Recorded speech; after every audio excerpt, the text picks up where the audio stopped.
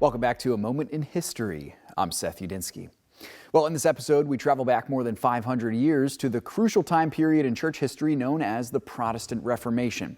Now, when we study history, we have to remember a good question to often ask is why? Why did this thing happen? Why did this person ascend to the throne? How did this political movement begin, etc.? Context is key when we study history, and that is what we will study in this episode as we explore the tumultuous, violent, and often immoral world of Christian Europe in the decades leading up to the Reformation. Let's look at the foundations of the Protestant Reformation, or more specifically, the need for a Reformation in Europe.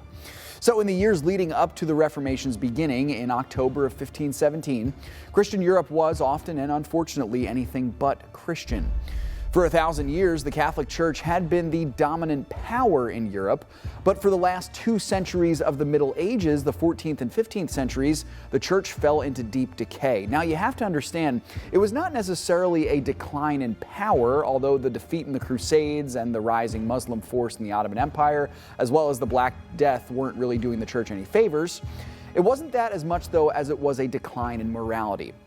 Popes and bishops and archbishops, men who were supposed to be the leaders of the church and shepherd the flock of God, became much more known for their lavish and licentious living than for their ability to faithfully shepherd God's people. For example, Pope Leo X, who reigned over the church at the dawn of the Reformation in the early 16th century and publicly feuded with Martin Luther, once said during his reign on Peter's throne this: "Since God has given us the papacy, let us enjoy it."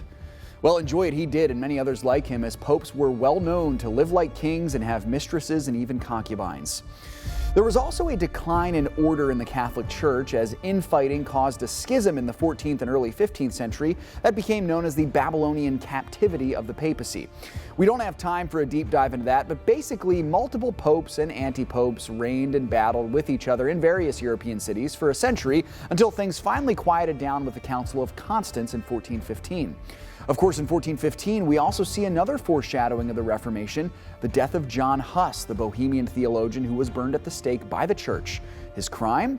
Criticizing the church for its failure to teach common folk to read the Bible and for its sale of indulgences. And the indulgence sales, with all due respect to each of those other things I just mentioned, was really the main catalyst that forced Martin Luther to nail his 95 Theses to the Wittenberg church door in 1517.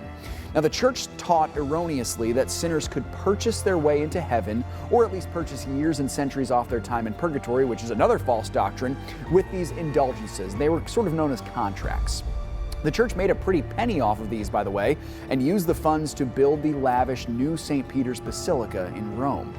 It was a dark time indeed, but the light of the gospel would shine again, thanks to the faithfulness of the Protestant reformers, and really it was the faithfulness of God working through his people to spread the good news to a world that, much like today, desperately needed it.